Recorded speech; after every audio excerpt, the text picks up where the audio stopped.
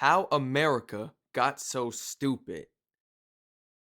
I'm not too sure how to feel about this one. Welcome back to the channel, ladies and gentlemen. Thank you so much for joining me today on this beautiful day. I hope everyone is healthy and well. I hope your day was fulfilled with nothing but positivity, because it seems like my day is about to get ruined. Thank you so much for joining me today. Feel free to check out the Twitch, the Patreon, and all my other channels down below in the description. Let's jump into this. This video right here really caught my attention, highly recommended by my beautiful British supporters, man, and all my other fabulous viewers from around the world. Can't forget about y'all. Shout out to Brit Monkey. Original video link will be down below in the description. Here we go. You wanna know how I got this dislike ratio? I make a video praising the Soviet Union and nobody bats an eye. I make a video praising the United States and everybody loses their minds! Okay, fine, I hear you. You only want to hear things that confirm what you already believe. I get it. Let's talk about why Americans are stupid. Oh, how y'all gonna do us like that though, bro? Y'all don't want to hear the positives? We're not valid? Like, alright. I'm not too sure how to feel There's about a famous that, man. episode of the Jimberly Kimberly live show where clueless residents of Los Angeles fail to name a single country.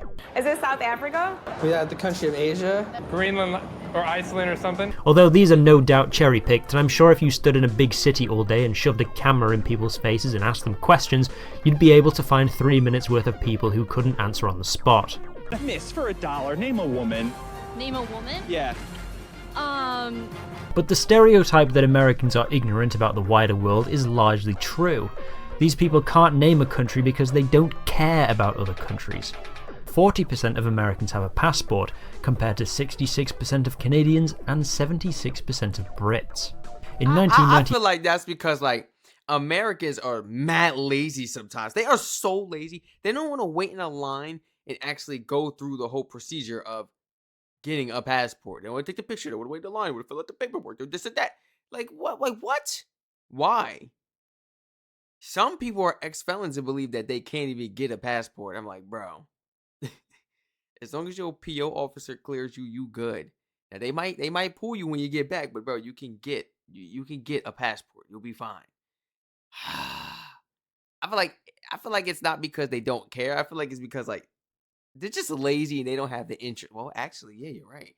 They don't have the interest to actually get a passport to go out the country. Because if you really want to go out the country and travel and see what the rest of the world look like, you take the time to go get a passport, man. And what you would care about sitting and waiting in line that long? Oh my gosh. He is absolutely right. Damn, I tried to defend us, bro. I tried to defend y'all, bro. I got my passport. Strac like to go out the country. 66% of Canadians and 76% of Brits. In 1994, Damn, it 76? Damn. Nice. was only 10% of Americans. But that doesn't mean Americans have gotten more globe-trotting since then. It was because after an above-average episode of the news, it became mandatory to need a passport when entering Canada and Mexico. So it's fair to say that a very small percent of Americans will be leaving this corner of the world. As I said in a previous video, America has all you'd ever want geographically within her borders. Why go anywhere else? The foreign cultures, maybe? Americans don't care about that either. On the list of the highest grossing movies in the USA, you have to go all the way to 520th place to get a movie that isn't American. It's Crouching Tiger, Hidden Dragon, by the way. Couldn't even beat The Nutty Professor. Somebody please check up on Ang Lee. I think he might have killed himself. Neither do global affairs hold... Stop, bro. Nutty Professor was what the what?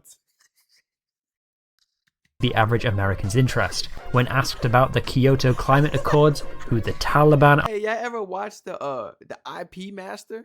Y'all say IP or IP Master? Y'all ever watched that movie? I watched all of them back to back to back to back to back. I love movies like that. So actually watching something like It's Crouching like this would be really interesting. I'm not gonna lie. I would actually like this. Tiger, Hidden Dragon, You by said the way. Crouching Tiger, Couldn't Hidden even Dragon? beat The Nutty Professor. Somebody please check up on Ang Lee. I think he might have killed himself. Neither do global affairs hold the average American's interest. When asked about the Kyoto Climate Accords, who the Taliban are, or who Nicolas Sarkozy is, Americans are woefully underinformed compared to other developed nations. Yo, In bro, 2000, wait, let me look at that are again. woefully. Okay, let's be fair. I keep it 100. Only, okay, maybe about 20% of that, it could be more, but maybe about 20% of that is rappers talking about, the rappers that be talking about Taliban. They talk about their gangs and stuff coming riding through like the Taliban and stuff, riding deep like them, and how they be artilleried up like them and stuff. That's the only reason these people be really knowing about these type of stuff, like from other countries, because of that. They relate it back to their gang and stuff. Like educational wise though, oh no. Oh, absolutely not. Absolutely not. We got people in this world that are more educated with the gang violence and gangs in this world and gang signs and stuff and tattoos and affiliations, and they not even affiliated, but they can't even name a few countries on the map. They can't even what's the Taliban? What is it? Besides hearing it in the song, in a rap song, break it down. Gosh, yeah, bro, this is a bad look. Look at everybody else's numbers. Look at everyone else's numbers. And I'm jagged. This is only 58% because of some of the rappers. And this is all we really hear about. We hear about the Taliban. That's all we really hear about, man. Before, we was hearing about ISIS, and that's all we was getting educated on. I'm like, there's got to be other terrorist groups and stuff around this world. Smaller ones too, big ones, major, like, underinformed compared to other developed nations. I'm sorry to go on a rant. In 2009, only half knew that last year's Olympics were held in Beijing. Oh, but of course, when asked to name American celebrities, they had no trouble at all.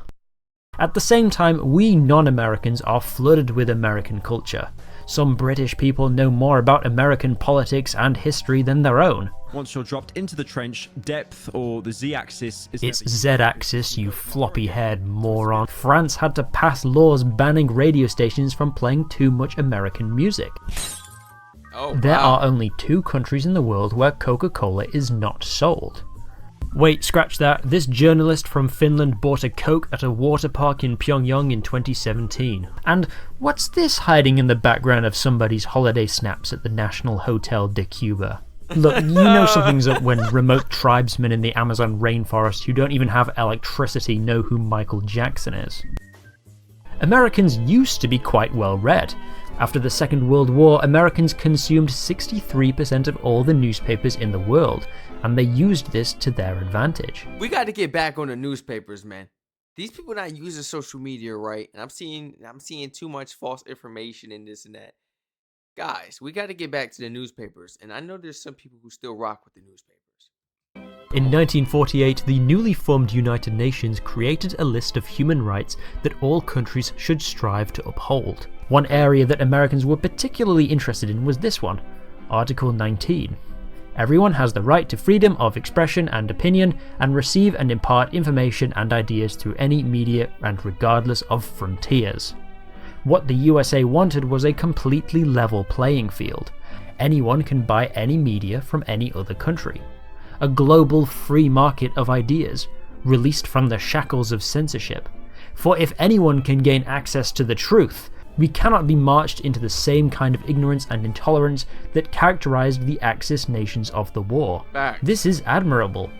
Freedom of speech is a core value of the United States and many other allied nations. But some delegates, like those from India, questioned the US's motives. If you believe in an equal access to information and culture, shouldn't you redistribute some of your media creating capacity to developing nations like ours, so that we have an equal opportunity to tell the world our stories? The Americans would not budge. Of course, they knew deep down that India was right. The American delegation to the convention was highly populated by journalists and media magnates. They knew that if countries couldn't afford their own news, they would be increasingly reliant on buying news from American wire companies like the Associated Press, which was good for both the media companies' profits, but also the US State Department, who would no doubt have been licking their lips at the prospect of a billion people reading news with a specific American Scheming spin. in the corner. Yo, bro, can y'all believe this, bro? Scheming in the corner. Oh my gosh. That's sickening. The prospect of a billion people reading news with a specific American spin on it. In 1944, the Associated Press sold news to 38 countries. Within 8 years, So basically trying to do onto the world what they have done onto us, citizens, the locals, the children in the schools, you know, what they have done within our schooling system, basically. Fulfilling it with a whole bunch of propaganda. Give me up. news with a specific American spin on it. In 1944, the Associated Press sold news to 38 countries. Within 8 years, that had doubled to 70 countries. In the 1950s, around half of films shown in European and Asian cinemas were American, 2/3 in Mexico, Brazil, and Argentina. Which makes sense. Americans made grand Technicolor films brimming with Hollywood sparkle because they could afford to. Whereas war-torn Europe, impoverished Mexico, and nuclear-obliterated Japan were stuck making small-scale comedies to keep up morale. One of the most popular French movies in 40s France was 1949's The Big Day, a mostly plotless movie where a whimsical French postman gets into wacky mischief in a quaint village. There just wasn't the money or resources for anything else. Hollywood captured the European public's imagination, and they wanted more. But why is it only a one-way street? Because while you can do or say whatever you want within the United States, the Constitution also says that the American government can regulate what goes in or out. During the Cold War, If you could truly wait, let me hear that one more time before I say it. say whatever you want within the United States. If that's true, why is it that when you say certain things to officers, they can arrest you or at least detain you? Why do they even have the right to detain you? Can you ask, am I being arrested? Well, no, you're being detained. Well, that doesn't let you off the hook, officer. You still gotta let me know why the hell am I in handcuffs? You know what I'm talking about? Let me know why am I in these handcuffs? Please, somebody. And they really do, they really do take advantage of their authority from state to state. They do. They do. I have yet to meet a cop do that to me, though. Every time I ran into an officer, it was an amazing time. He didn't give me no issues or nothing. He was respectful. He understood. He was cool. Had a cool little chit chat, compliment the car, or whatever. Talk about this. That. Cool. Going about that. I'm just gonna give you one or this or that. Or I'm just letting you know about this or that. I see. You're fine. Your record cool, and they let you go. But some other cops, ooh. Street. Because while you can do or say whatever you want within the United States, the Constitution also says that the American government can regulate what goes in or out. During the Cold War, anything that might be considered communist propaganda could be seized by the post office and never delivered. Books or even souvenirs from communist countries, for example. Pamphlets criticizing US foreign policy. Immigration reached a low point in the early 70s, with only 4.7% of Americans being foreign-born, limiting Americans' interaction with different cultures. Obviously, it wasn't totally like North Korea. Plenty of foreign movies and music were allowed into the US. But the media that caught on was either already Americanized, or so plastically exotic. The Beatles were British, yes, but they got their start covering American rock and roll musicians. When John Lennon stepped out of line, the American government made sure that he knew it. Movies imported from Japan were mostly samurai flicks, and very few movies set in the modern day. The film Ikiru is widely considered the best Japanese film ever made, if you ignore people who have never felt the touch of a woman. But this existential drama about a depressed, lonely man was only given a limited release in California. The narrow stream of European movies that made it into the USA came in the form of the French New Wave cinema, movies that were stylistically inspired by American films, but also so stuffy that few audiences would ever want to watch them anyway. Qu'est-ce que ça peut te faire? Ça ne va pas, non? Non, rien. Je voulais dire cette phrase avec une idée précise. I know, Je ne bro. savais pas quelle était la meilleure façon. My grandmother used to watch these type of shows. I'm like, you really laying there eating a pot pie watching this crap? This like, Sans exprimer cette idée. so boring. Ou plutôt, je le savais. Mais maintenant, je ne sais plus. This was further stifled by the Hays Code, a set of extremely strict regulations that were in place from 1934 to 1968. If you've ever wondered why old black and white films seem so dry, it's because of these rules. Some things that were completely banned from ever being shown in any film included bad guys winning. All movies had to end with the police outwitting the evil criminals or the criminals causing their own demise. Any nudity, even the silhouette of a booba, is an instant ban. Blood or dead bodies. When people get shot in old films, they usually just clutch the wound, but no actual blood is seen. Pointing a gun at somebody in the same frame. This is why guns are always held at waist height. Kissing for longer than 3 seconds. Interracial couples. White people as slaves. Criticism of religion or of any other country. Naturally, this prevented the more artistically liberal European films from being shown in American cinemas, at least until the rules were abolished in 1968 and replaced by the age rating system we have today. Yeah. Even as the Cold War ended and the internet gave Americans unparalleled access to the rest of the world and all of human knowledge, they still preferred to hang out on a handful of American-made websites dominated by Americans. The insular culture of 20th century America has carried over to the 21st. Tightened border security after Septiembre Undécimo means foreign musicians can have a hard time getting visas. In 2002, the touring visa of a German orchestra was cancelled after it was discovered the cellist had a criminal record for shoplifting a pair of tweezers in 1991. When they tried again for a visa in 2004, the cellist had to undergo an hour-long interview with Homeland Security and had to physically pick up his visa from the US Embassy. Oh, wow. Global cultures might be more present in American media, but they're always through the lens of American characters, such as The Last Samurai starring Tom Cruise, where he plays a white guy in 1870s Japan. 7 Years in Tibet, another American in China.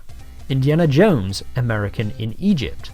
The Bourne Identity, American in France. Inglourious Bastards, Americans in German-occupied France. And for the ladies in the audience, Mamma Mia. For a movie set on a Greek island, there's not a single Greek person in the entire movie! Is there any hope for America, or are they destined to be a stinky, dumb, redneck country forever? Maybe. In 2000, 92% of the music in the USA Top 50 was American, making it the second most insulated market in the world after Pakistan. But today it's more like 60%, with Brits, Canadians, Latin Americans and Africans making themselves more seen in the charts. Each year there are more foreign films nominated at the Academy Awards than ever before. What used to be an American-only pay-to-win awards show is now an international pay-to-win awards show. As social media platforms have an element of randomness in what they show users, there is a higher chance of Americans being shown videos from other countries, forcing them to take note of what is happening. It seems the revolution will be TikToked. I've been giving the impression throughout this video that it's all or most Americans who are terminally uneducated. But American ignorance isn't as evenly distributed as you'd think. That study I mentioned earlier, when adjusting for English proficiency, income and education levels, Americans are really no different from their European counterparts, and in some cases marginally smarter.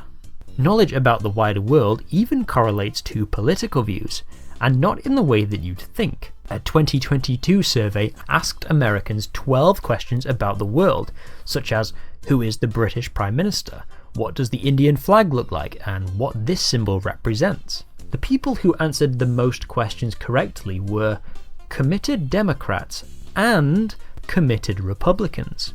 Swing voters, those enlightened centrist chads, were the stupidest. Only 40% of moderate Republicans could name the US Secretary of State, compared to 60% of convicted Republicans.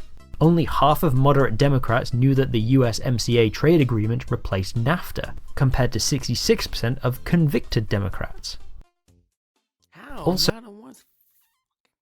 Bro, how does that make sense? How? How does that make sense? Y'all the ones fucking complaining about it. And you complain about the shit. And you the percentage needs to be higher, bro. That was ridiculous. only half of moderate Democrats. Second stair state, we understand. Every day in ROTC class, every week, man, we had a day-to-day basis, we had a daily sign in. Get a piece of paper, and there's a few questions on the board. Who's the Secretary of State? Who's Secretary of Defense? Who's the head chief military? This, that. You get certain questions you gotta know. Who's the current president? You know, who's the vice president? Simple questions like that. I guess not all schools do that. Yet again, it was a program. ROTC was a program. That a lot of people, at least out here, tend to bash, make fun of. But little did they know, man, some of the smartest, most respectful, coolest people. Real cool. Cool. I mean actual cool people. For real. Democrats knew that the USMCA trade agreement replaced NAFTA, compared to 66% of convicted Democrats. See what I'm talking about? Also, I just thought it was funny that the more Americans know about the European Union, the more favourable view they have of it. So are Americans ignorant? Many of them are. But it isn't their fault. It's a mix of geography, American imperialism, Cold War paranoia, moral puritanism, and economic factors that create a paradoxical nation that is both the most expansive empire, but also an informational prison of their own making. Yeah. God bless you, stupid bastards. Well, it's not all of us. Hey, it's not all of us, Brit Monkey. This is a wonderful video. If you all enjoyed this video, please feel free to like, comment, subscribe, and turn all post notifications on. Please feel free to share your honest thoughts in the comment section as an American, as a Brit, or anyone else coming from any other country out there in this big, beautiful world. Thank you so much, everyone, for joining me today. Feel free to follow the Twitch, the Patreon, and check out my other YouTube channels in the description down below, as well as Brit Monkey's original video link in my description as well, guys. Feel free to check out his channel. Does it say how many subscribers he got? I don't tell us like right here how many subscribers he got, but feel free to go ahead and check him out, man. Thank you so much for joining me once again. Reacting to how America got so stupid. And it's not our fault, you know? But at a certain age, it is your fault because as a grown ass person, you could be on your phone all day and look up all the information you need. And AI, Google will answer your question. I'm so serious, man. Y'all have no excuses no more for, I don't have a father. I don't have this person in my life. Just stop it. Because you definitely got a phone and the world has AI now. And AI is not going anywhere. Just like how YouTube is. It's one of those permanent tools, permanent things in this world to help the world and something that we need. You go ahead and ask a simple question, it's going to answer it for you. So go ahead and take the time to educate yourself, you know, broaden your mind and just learn, open your mind, experience. Rather than going to Miami, go out to Europe, go to some of the countries in Europe. You know what I'm saying? Go across the world, Australia, go some countries in Africa. Some of y'all, bro, and you know what's crazy? Some of y'all gotta start remembering that Africa's a continent. I'm tired of y'all telling me that Africa's a country, okay? And I'm not arguing with nobody no more about this.